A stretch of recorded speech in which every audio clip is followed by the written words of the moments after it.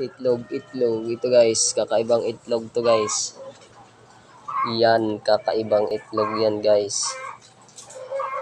Ngayon lang ako nakakita ng itlog na ganito. Di ko alam kung ano yan. Ay na kakaiba yan guys. Oh.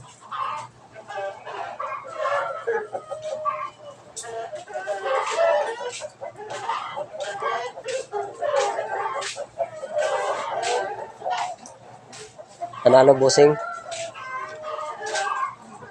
Kakaibang itlog yan sa ibang ito naman mga natural na itlog lang, normal. Ito hindi ito normal eh. Hindi normal. Itlog guys, yun lang guys, yun lang. Kakaibang itlog sa lahat.